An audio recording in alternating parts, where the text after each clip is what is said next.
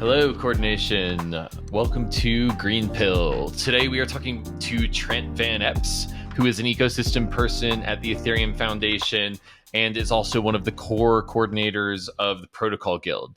The Protocol Guild is basically a way to retain and incentivize protocol developers in the Ethereum network.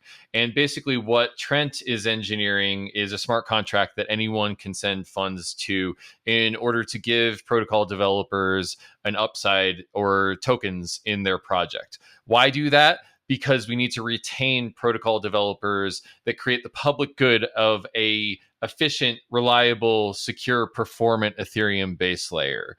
So basically, the incentives to work on the protocol are much different than to work on the application layer of the Ethereum ecosystem. And by creating a protocol guild, Trent has created a crypto economic incentive that augments protocol development. And I think that that's a really important public good for the Ethereum ecosystem. So really excited about this episode. Trent is just such a smart, humble individual, and Coordination, I think that you're really going to enjoy this episode. Without further ado, I give you Trent Van Epps. So, you've got some money, but how are you going to use it? You want to spend. You, me, shopping, now, bro. When you know you should be saving. You'll never buy a house at this rate. But what if you could spend and save at the same time? For the enlightened kind, with inquiring minds, a new world awaits. Set yourself free with completely flexible, self-repaying loan technology. Supported on desktop and mobile. Seize the power of Alchemix, allowing you to spend and save at the same time. Leverage your wealth without risk of liquidation. Take out a loan that repays itself. By using yield from your deposit to pay off your balance, your only debt is time. What was once inconceivable is now within your grasp. You're winning some.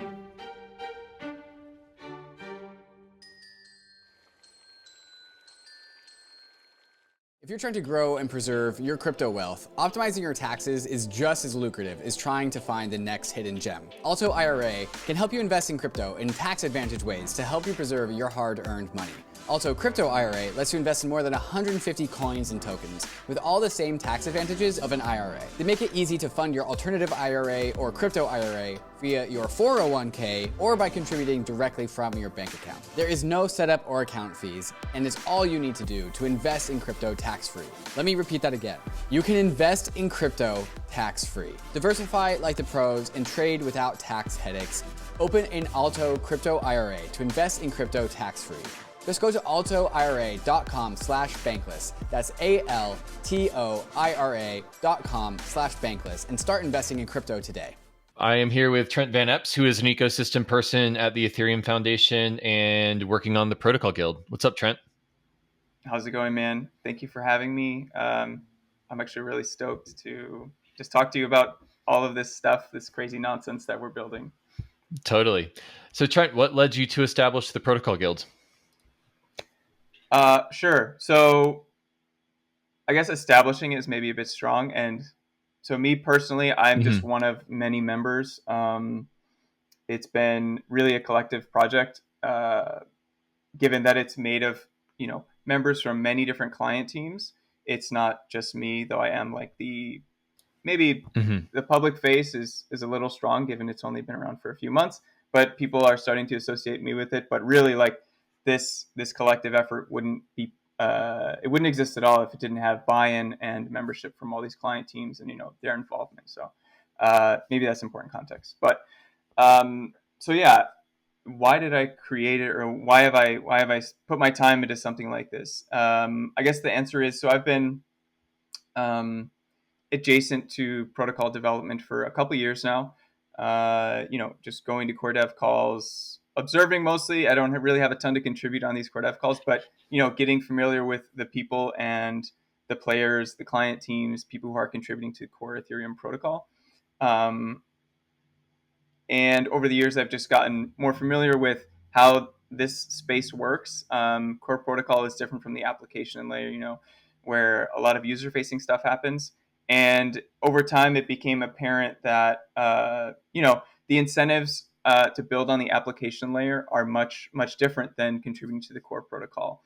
So, one of those is financial incentives. It's the reality of how things work. An application can have a token, and the upside of working on a project like that or a layer 2 that has a token is much higher. So part of it is like, it would be nice if there was a way for these protocol devs to share in some form of this upside, financial upside specifically. And there were also, over the years, there have been applications or layer 2s, whales, people with assets who are like, okay, I want to donate to core devs. How can I do this? And, there have been a couple projects over the years. I've been involved in a couple of them. There was Moloch DAO, which is like one of the earliest examples where people who had ETH would kind of band together and they got together, put their ETH in this contract, and then would disperse it to community projects. Really one of the first experiments in community funding of different projects throughout the ecosystem. And there was a lot of great outcomes from that. Some research studies produced. Tornado Cash came out of Moloch DAO. And then I was involved in it as well, dispersing some money. And then other experiments like Open Grants, which is a vested ETH stream. And then I did a couple other projects here and there, like the Beacon book, which was a book that had some NFTs associated with it. And then any ETH that was raised went to the core protocol people who were involved in launching the Beacon chain. And then last year we also did the 1559 NFT series, which is, again, going to people who worked on 1559, the protocol upgrade. So there's been a bunch of these stuff over the years that I've started to experiment with and be involved with about how do we get this value back to people who are doing the crucial maintenance work of keeping Ethereum alive and evolving for the long term. And finally, we came to this point from those experiments and mutual discussions with people of okay, there needs to be this mechanism of it needs to have an on-chain representation, and it should treat the individual as sort of the atomic unit. It shouldn't go to a team. It shouldn't go to somebody else that can interrupt the flow of that value. So, I guess I'll summarize because I've been talking a while. But the intent is to share some of that financial upside, the incentive that people miss out on when they're contributing to the core protocol, and then some of the design decisions were informed of these other experiments that I've done over the years. But yeah, those are kind of the big picture idea of why this thing is necessary. Got it. Seems like you've been working on ecosystem development for a few years. I'd be curious how this has evolved for you. Have you always been into public goods, ecosystem, public goods, and how has your views sort of evolved through all these different projects, and how has that led you to the Protocol Guild? Sure. So, I was doing this, I guess, for like I mentioned, I was sort of adjacent to the protocol for years and just showing up on core dev calls when really I have no business being there. I'm just kind of along for the ride and the weirdness that we're all making here. But my interest probably started, I've always been probably a little bit more left leaning politically, and public goods are kind of a key tenet of the state should have some responsibility towards, making sure its citizens are taken care of. The market can't solve everything. So that's probably where a little bit of it comes from. But, even from the early days, the stuff Gitcoin was doing was always pretty amazing to me, of you're able to mobilize capital that would be doing something else completely and put it towards projects that wouldn't be able to access that funding in any way. So that's probably where my first crypto public goods things, where it first originated. And then just the idea of Ethereum bootstrapped itself. It had the initial pre-sale and then took those funds and is just kind of pouring money into creating this novel internet infrastructure. So all of these different influences were probably important. Right. And I guess like, can you take me through the protocol guild? How does it work? And what will the first iteration of it look like? Sure. So in like the most basic explanation of what this thing is, it's an on-chain contract, a weighted split contract that the membership self-curates, and it vests over time. Those are kind of the key components for what this thing is. And I mean, we can dive into what that actually means.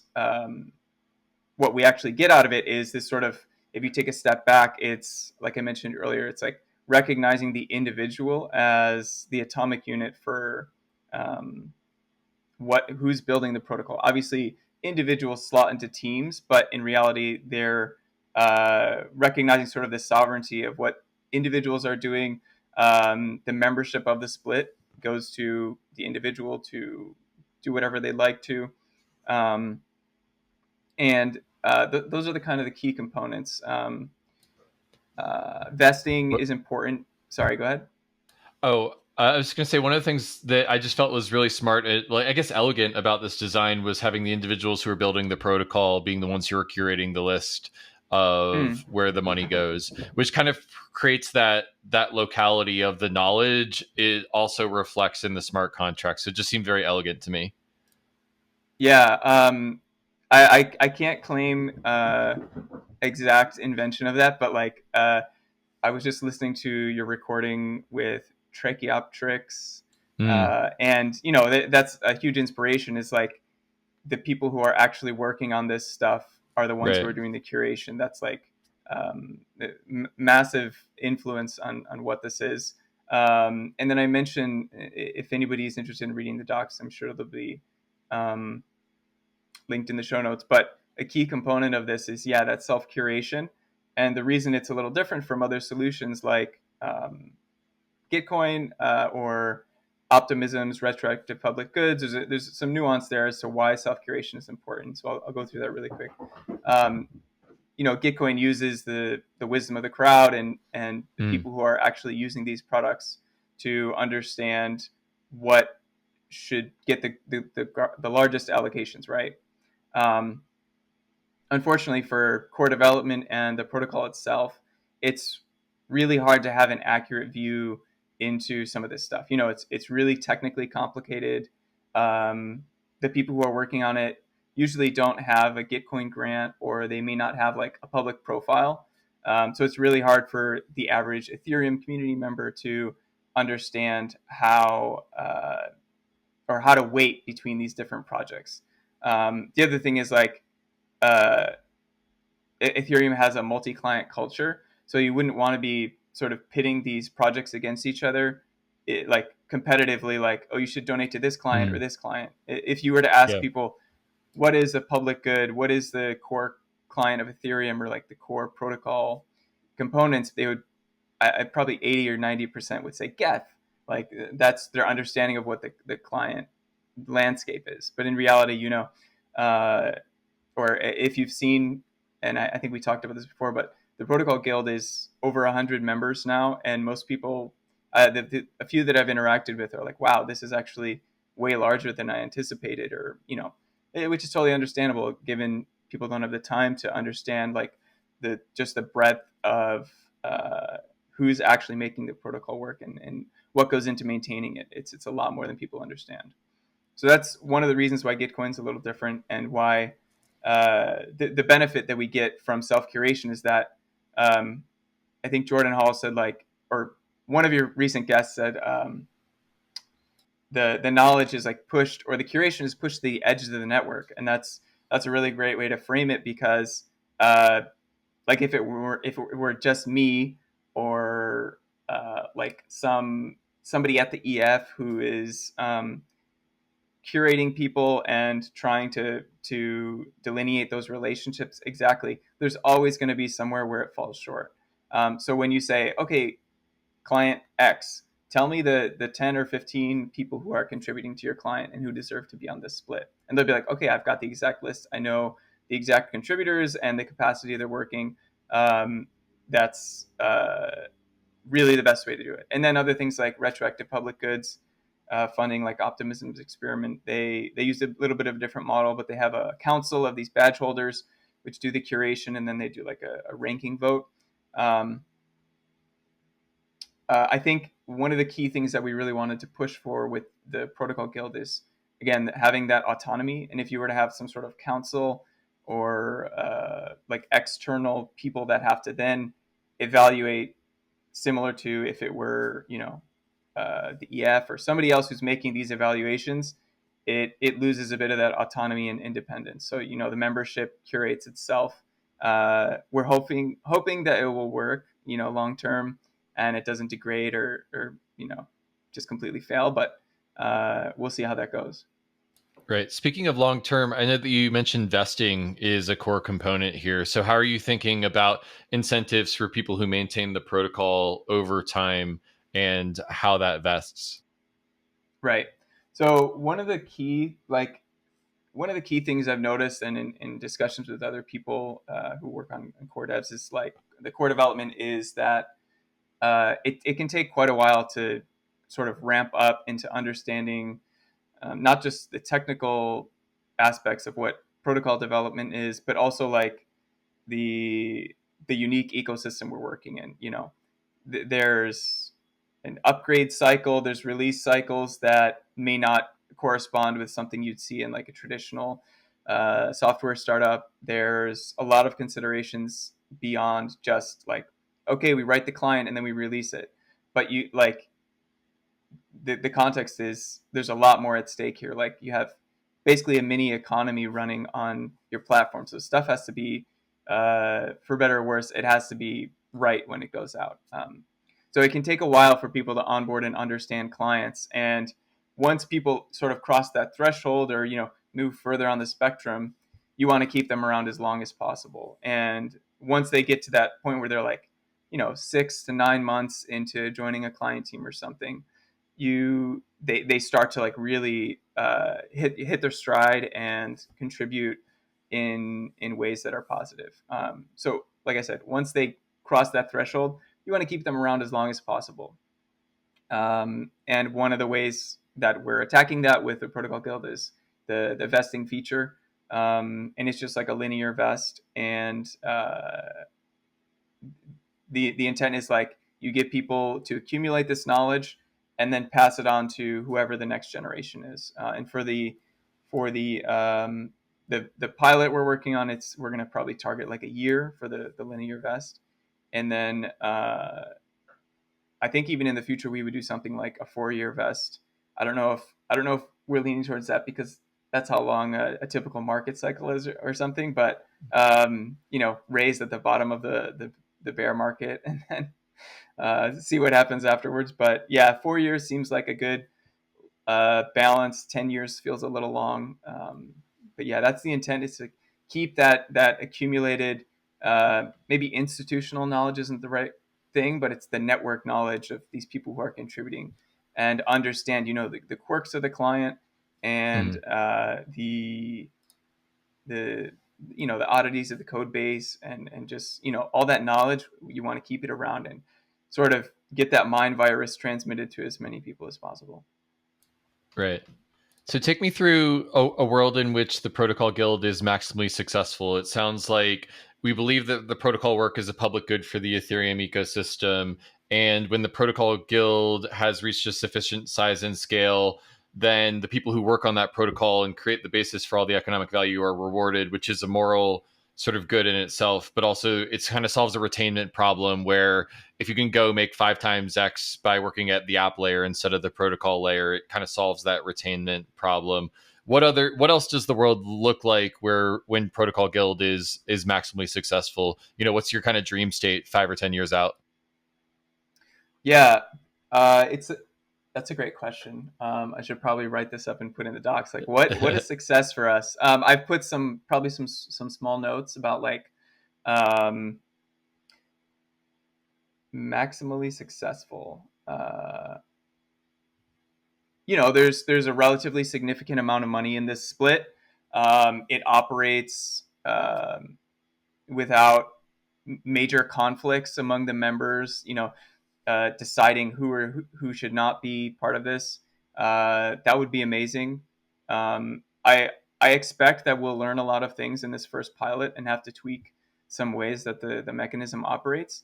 But yeah, if we can get a good chunk of funds, of tokens, of stuff from interest-bearing tokens or whatever people send to this, if we can get enough of that to be sent to the split contract and starting to build the norms, this is something that I've always been really. Gitcoin is obviously the trailblazer here, but building these norms takes years and years, and thankfully you and the contributors of Gitcoin have done quite a lot of the legwork of like actually getting people aware of what these public goods are and in the mode of donating and sponsoring them. So like in a couple of years time, hopefully the norm has also been developed for the Protocol Guild, and people are just aware that this thing exists and why it's there and why it's important. Mm-hmm. Yeah, I mean, I will say that at Gitcoin, we believe in a pluralistic view of funding public goods. And one of the things I think is so beautiful about this space is how the client diversity at the base layer, there's just such a respect among the different teams that are working on clients for each other. And there's a recognition that the anti-fragility of having multiple clients is good for the network. And I think that I would like to extend that up the stack, and Gitcoin and retroactive public goods funding and CLR fund and Protocol Guild can all be trying to build this beautiful world together that's pluralistic. And so I got to say that I'm happy that we're pushing in the same direction as you. And thank you for mentioning Gitcoin, but I really do hope that you're going to be successful with Protocol Guild. And I do think that it's really important that these protocol developers participate in the upside of the network. So it's really neat. And thank you for saying that. Yeah, the anti-fragility is or like complementary approaches are huge. The EF is an entity that does funding, but there's certain limitations on what they can actually do to incentivize people. There's a lot of limitations in terms of like they're not going to go out, purchase these tokens and then donate them to the core developers. They're not going to run this split on their own, or the curation or like the fundraising for it. There's limitations to what the EF can do as an organization. Similarly for Gitcoin or any other organization that's running retroactive public goods, they each have their strengths and their weaknesses, and hopefully we end up with this patchwork. Patchwork sounds negative, but a patchwork of mutually beneficial and complementary solutions that end up providing enough sustainable funding for these public goods we're so passionate about. Mm-hmm. Yeah, totally. And I do think that, the complementariness of the Protocol Guild to Gitcoin to these other approaches is really important, because it allows the funding to go through multiple different places and reach public goods in different diverse mechanisms. When you shop for plane tickets, you probably use Kayak, Expedia, or Google to compare ticket prices. So why would you limit yourself to just one exchange when you trade crypto? When you make your trades, you want to make sure you're getting the best possible price on your trade, and that's why you should be using MATCHA. MATCHA has smart order routing that splits your trade across all the various liquidity sources in Ethereum, and is also operational on Polygon, Avalanche, Binance Smart Chain, and other chains. Trading on MATCHA is super easy because it pools the liquidity for me in a single, easy-to-use platform and allows me to make limit on-chain orders, so you can set and forget your DeFi trades and they will go through automatically while you're away. So when you're making a trade, head over to matcha.xyz/Bankless and connect your wallet to start getting the best prices and most liquidity when you trade your crypto assets. OPOLIS is a member-owned digital employment cooperative offering payroll, health insurance, and membership perks that go beyond the basics that you would find at your normal 9-to-5. OPOLIS offers not only health benefits, but also pay stubs and W-2s, workers' comp, and unemployment insurance, as well as disability benefits for independent DAO workers that are traditionally reserved for regular employment situations. OPOLIS provides a tax-compliant way to get your paycheck in crypto and professionalize your work-life situation. OPOLIS members enjoy an average of 20 to 50% savings on top-rated national group health insurances, as well as self-sovereign portable employment. You can also get tokenized rewards based on consumption, staking, and referrals, and also the ability to fund payroll in fiat and stablecoins without the use of centralized exchange. You can also receive paychecks in fiat and whitelisted digital currencies. So sign up for OPOLIS today and get 1,000 work and 1,000 bank tokens when you become a member of OPOLIS by May 25th, 2022. And get started working your self-sovereign life. Great. Well, I'd love to dive into your background. How'd you get into crypto, and how did you get kind of pulled down this route of working for the Ethereum Foundation, working on ecosystems, and what pulled you into the crypto rabbit hole? Sure. Okay. So my background and education are actually in architecture and design, which is, I suppose everybody in crypto comes from another field, at least for a few years until we start getting like Solidity master's degrees and things. But I come from a completely different non-technical field. I studied architecture, and I did that professionally for a few years. And I guess this context isn't, maybe it's relevant, and I'll just share it because maybe it'll speak to some people who are listening to this. But so coming from a non-technical field, and especially architecture, you are, the way that the discipline is taught, and the way that you're encouraged to think about things is there's these sort of role models of these master designers and architects who are masters of their craft, sort of like kind of like a mini like God mode of like, I'm going to design the world in my image. And that's kind of what you're taught to believe is like the profession is going to be like. And then you're taught like a lot of heavy theory about, what is the relationship between buildings and humans? How do these systems interact? What are the ways that they can fail? Things like that. But then you get into the real world, and maybe this, like I said, maybe this is helpful for some people to express their experiences. You get into the real world, and the practice of this degree you've spent significant years on is very, very different from what you've learned in university.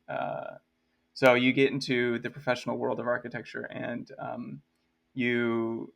it's very, very different. You're working on a team for clients, and you are no longer the God mode designer. You're just kind of like doing drawings for a bathroom layout, and it's like, what the fuck? This is ridiculous. And the profession is super slow moving. It's been around for a long time. In the US, there's like many. I worked in architecture, but I wasn't an architect because the licensure process is so complicated. So like you end up going from this wild, expansive view in school, and then you get into the real world, and it's like, well, hang on, this is very different from what I learned. And basically what I'm saying is like there was this disillusionment with like what I had experienced and then practicing it in the professional world. So enter, Reddit and our Ethereum. I found it in 2016 and or 2015 or 2016, and just started getting deeper and deeper. I was involved with the DAO.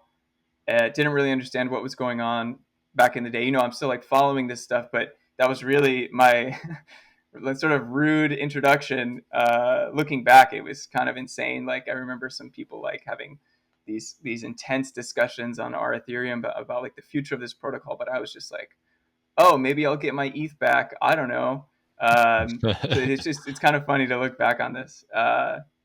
So yeah, like just started to like get deeper and deeper drawn in, still working in architecture, and eventually realized that like I don't have to be stuck in this field or this profession, which is like first completely different from what I expected from school, and like it's very clearly not affecting change in the world how I imagined it to be. And then I remember like some early DevCon talks from like Vitalik and maybe Alex Van de Sand of, here's these crazy ideas for like a user-owned internet and the applications that we can have on it. And, I was like, well, that's sick. Like, I want to be a part of this. And like, yeah, just got deeper and deeper into what Ethereum is. And then like, trying to make it what it is today and what it's going to be in the future. So I've worked for a couple different companies, Whiteblock, ETH Global, which does online hackathons and now in-person hackathons again. And now I work at the EF doing ecosystem stuff. So I'm working with the core dev call, which organizes all the client teams together every 2 weeks and plans network upgrades, plans changes to the protocol. For example, like 1559. If you're a listener, maybe you've heard of this. It was a pretty big upgrade last year, which changed the fee protocol for Ethereum, and started to burn some of the ETH as part of that. That's maybe what your reference point is. But that all goes through like the core dev process and people refining proposals and coming to consensus on the way something should be designed. And then, the merge coming up, those are all projects that I'm involved with or associated with in some way. And the cool thing is, like, I guess to wrap up, my degree wasn't completely useless. So what you learn in school with architecture is how to design and how to engage with systems. And really, if you step back and squint hard enough, like everything is just systems and networks of value and actors, interacting with each other. And so, a design system for a building or a design system for a space, if you generalize it enough, you can start to think about how these things are systems.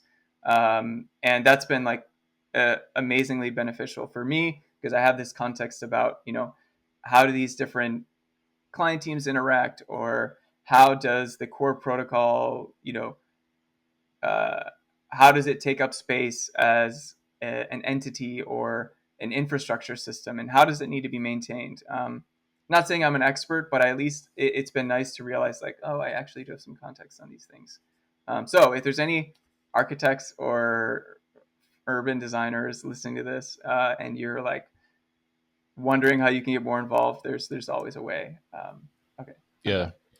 Yeah, that's great. I mean, as you were speaking and talking about your architecture degree, I was reminded of this famous essay by Eric Raymond called "The Cathedral and the Bazaar," which is all about architecting systems in an open source environment. And of course, the cathedral is this top-down, beautiful, ornate thing that's built with God's eye view of the whole project. And then you've got the bazaar, which is this bubbling brook of different competing priorities and incentives. And to me, it always felt like the Ethereum ecosystem is kind of more of a bazaar. And I'm wondering if the role that you're playing with the Protocol Guild and all the stuff you've done with Beacon Book and as an ecosystem person at the Ethereum Foundation is kind of bringing a little bit of structure to that bazaar. Do you look at it in that lens in any way? Yeah. And you just reminded me, like, first of all, that's a great essay. And like, it's almost a meme at this point. Like the Ethereum people love referencing the cathedral and the bazaar almost to a fault. Yeah. But whatever, I'm guilty. But yeah, you just reminded me of, like, again, the tie into systems and architecture and this top down, the top down mentality. And one thing that comes to mind is, I remember which year, maybe a couple decades ago or in the 70s. I'm not going to guess a date, but Brasilia is an example of this top-down planning that is very much linked to Cathedral and the Bazaar. Like, it was this in Brazil, they came up with this modernist plan for like the perfect city, like big name architects involved and designers, and they're like, okay, we're going to design this in retrospect, in the middle of nowhere, completely according to these abstract principles of what the ideal city should be. And it just ended up completely failing. Like, it's just like a city for governance, but it's not a city for living. And like generally in the field of urban design, whenever you have something that's imposed from the top down, you end up with categorically like the shittiest solution. Because people aren't, they're not talking to the people that are using the product. They're not talking to the people that are going to be changing and modifying the outcome, or whatever the intended plan is. It has to take into consideration how people are going to use these things. So yeah, Cathedral and the Bazaar is a great way to encapsulate like all of that. And Ethereum is, again, like you want a ton of different complementary solutions to emerge and interact with each other. And, you have this evolutionary process where they learn from each other and they end up improving the design of each other through this mutual exchange of like failures and successes. Definitely. Mm-hmm. Yeah, another analogy I'm sort of reminded of is there was an Andreessen Horowitz video that went around a couple years ago about how blockchain networks are kind of like cities, in that you have a group of people who have gathered around a resource. In the context of a city, it might be a river or a trade route or something. And then in the context of the protocol, it's ether the asset, and what you can do with that asset.